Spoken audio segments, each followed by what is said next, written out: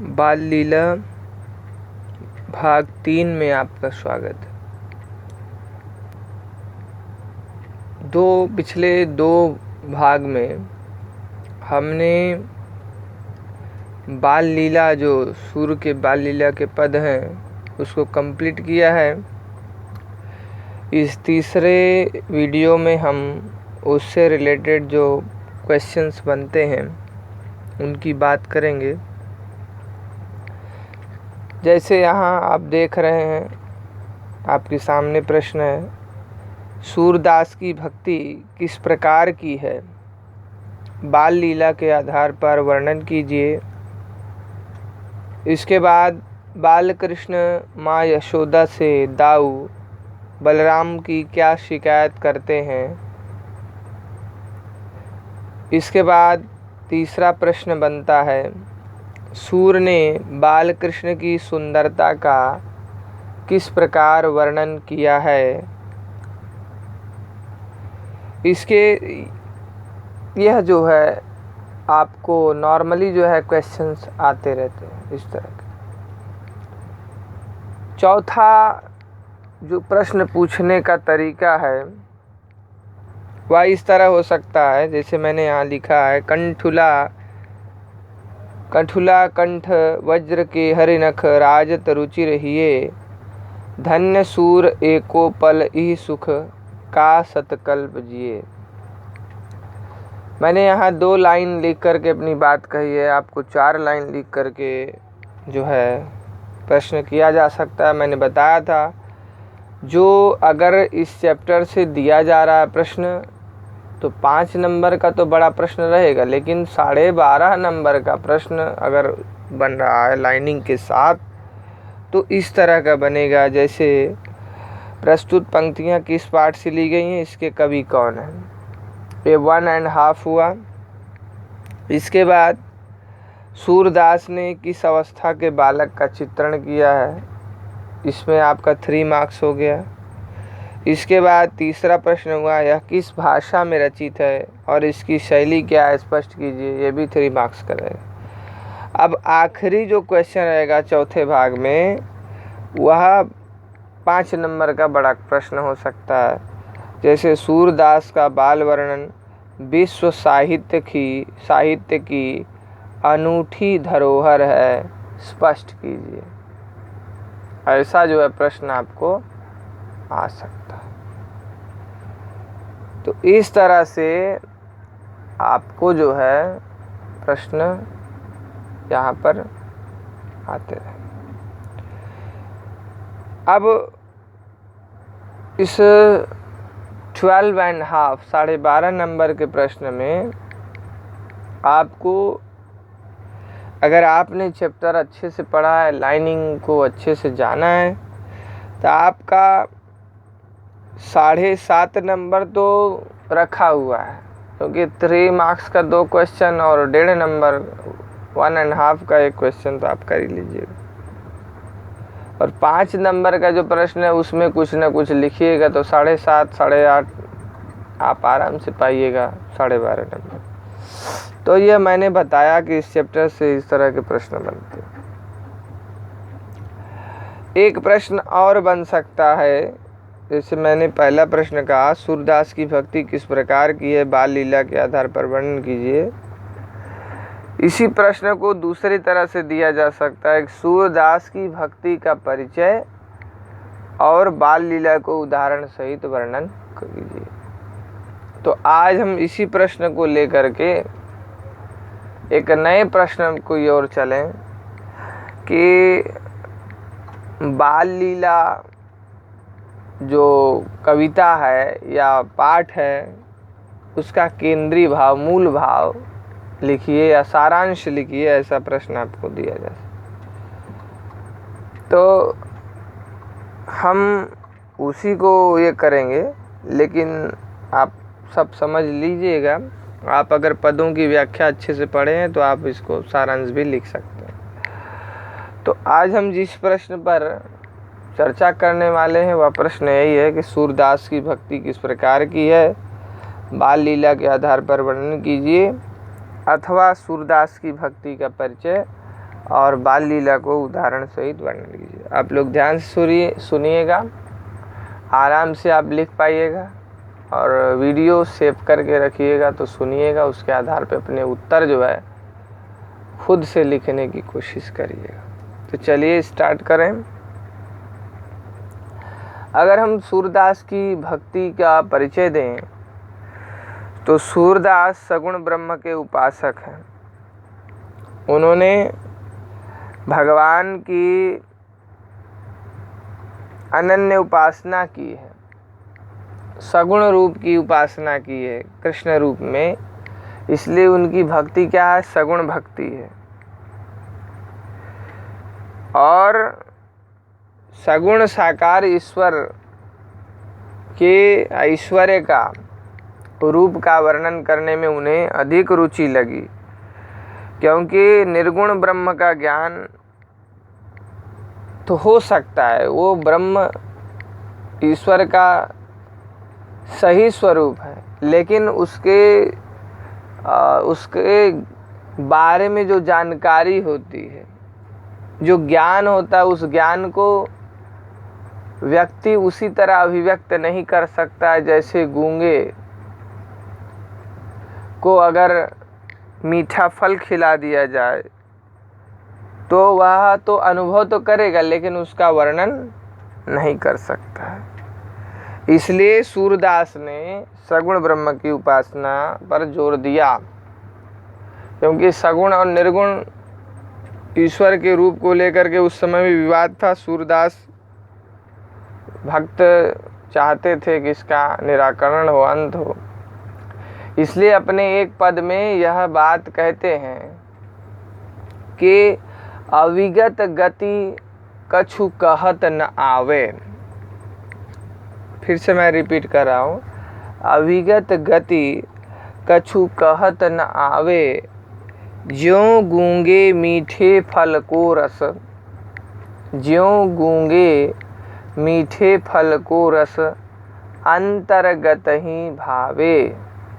फिर से, अविगत गति कछु कहत न आवे, ज्यों गूंगे मीठे फल को रस, अंतर्गत ही भावे। इसी पद के आखिरी में सूरदास जी कहते हैं कि सब विधि अगम विचारत ताते, सूर श्याम पद गावे। सब विधि अगम विचारें जाते, सूर श्याम पद गावे। सब प्रकार से विचार करके सूरदास जी कहते हैं मैं श्याम के पद को गाता हूँ, कृष्ण की लीला का वर्णन करता हूँ। तो सूर जो है ईश्वर के निराकार रूप को मानते हैं, स्वीकार करते हैं कि ईश्वर का सच्चा रूप तो निराकार है, लेकिन वह उसी तरह है, उसके बारे में जानकारी, उसका आनंद तो मिलेगा, लेकिन उसकी अभिव्यक्ति उसी प्रकार नहीं की जा सकती जैसे कोई गूंगा मीठा फल चख ले, उसका स्वाद पा ले, लेकिन उसके स्वाद की अभिव्यक्ति को वह अपनी जुबान से नहीं कर सकता। सूरदास जी भगवान की कृपा को सबसे बड़ा आशीर्वाद मानते हैं और बड़े प्रेम भाव से भगवान की लीलाओं का गुणगान करते हैं, और इसी लीलाओं के माध्यम से वे चाहते हैं कि समस्त दुनिया, समस्त प्राणी प्रभु के दर्शन कर लें। इसलिए वे हमेशा जो भगवान के से विमुख है वह उनसे दूर रहना चाहते हैं, क्योंकि नास्तिक व्यक्ति सदा ही आस्तिक को भी अपनी तरह बनाना चाहता है। इसलिए वे कहते हैं कि अगर अपने आप को बनाए रखना है तो ऐसे नास्तिकों से दूर रहना पड़ेगा। एक पद उनका है इसी तरह का, छाण मन हरि विमुखन को संग। उसमें उन्होंने एग्जाम्पल दिया है कि काजल कौवा है, उसको कितना ही हम कर लें, रंग दें कि उज्जवल हो जाए, लेकिन उज्जला नहीं होगा। कुत्ता है, उसको गंगा स्नान करा दें, सोचें कि उसका स्वभाव बदल जाए, तो उसका स्वभाव नहीं बदलेगा। काली कमली की बात की है, काले कंबल को अगर रंग दिया जाए तो भी अपना रंग नहीं छोड़ेगा। इसी तरह जो हरि से विमुख है, भगवान से विमुख लोग हैं, वे भी अपना रंग नहीं छोड़ते। इसलिए ऐसे लोगों से वे दूर रहने की बात कहते हैं, दूर रहना चाहते हैं। तो सूरदास हमेशा सत्संग पर बल देते हैं। सत्संग में रह करके मनुष्य माया, मोह, क्रोध इनका त्याग कर सकता है। जब तक मनुष्य में यह बुराइयां हैं, तब तक मनुष्य भगवान की भक्ति नहीं कर सकता है, क्योंकि भगवान की भक्ति में मोह माया बहुत बड़ा व्यवधान डालते हैं, रुकावट बनते हैं। मोह माया के चक्कर में पड़ करके बंध जाने से ना तो ज्ञान की प्राप्ति होती है, ना तो ईश्वर की प्राप्ति होती है। इसलिए मोह माया के झंझटों का त्याग करना अत्यंत आवश्यक है। माया जो है, ईश्वर की माया, वह मनुष्य को नचाती रहती है और ईश्वर की तरफ नहीं जाने देती। क्या अच्छा है, क्या बुरा है, यह समझने में कठिनाई भी मोह माया के कारण ही होती है। सूरदास जी भगवान श्री कृष्ण के प्रति अनन्य भक्ति रखते हैं और उनके चरणों में ही अपना आश्रय जो है ढूंढते हैं। अब अगर इनकी भक्ति को देखी जाए तो वात्सल्य रस तो है। वात्सल्य रस बाल लीला में किस रस का प्रयोग है, प्रश्न पूछे तो आप लिखिए वात्सल्य रस का प्रयोग है।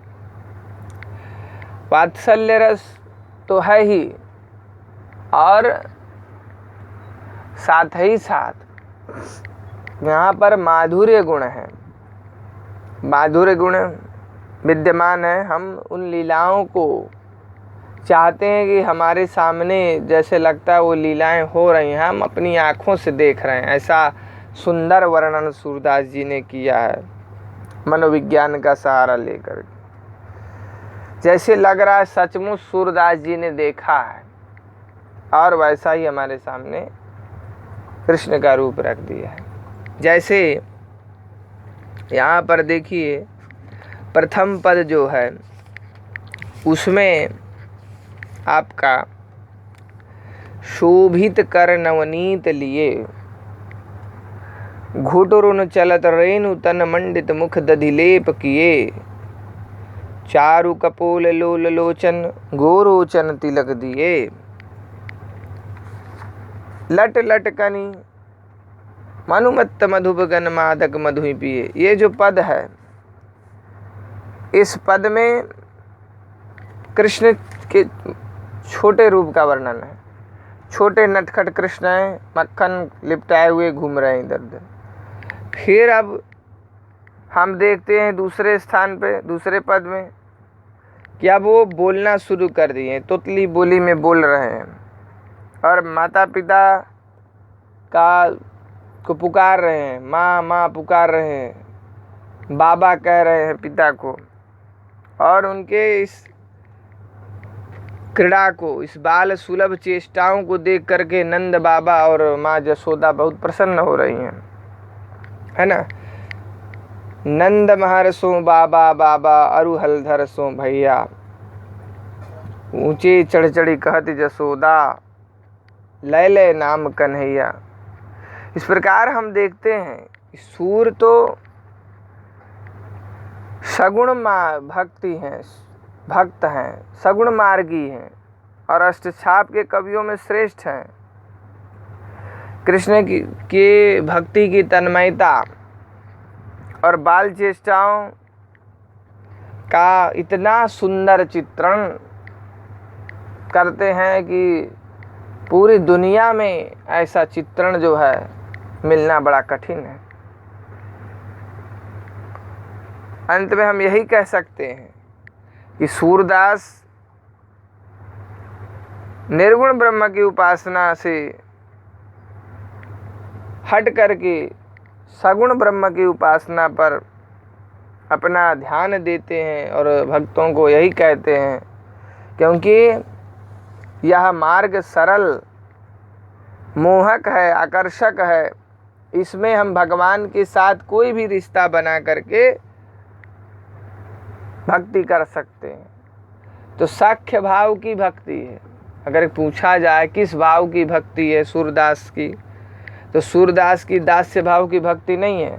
तुलसीदास जी की भक्ति दास्य भाव की है, लेकिन सूरदास जी की भक्ति सख्य भाव की है। सख्य यानी सखा का भाव रखते हैं, मित्र का भाव रखते हैं। इसलिए अपने को हर लीलाओं में शरीक करते हैं, शामिल करते हैं। कृष्ण की हर लीलाओं में अपने शामिल हो जाते हैं और उनके सखा के रूप में रहते हैं। इसलिए सूरदास ने बाल कृष्ण की बाल लीलाओं से लेकर के उनके जो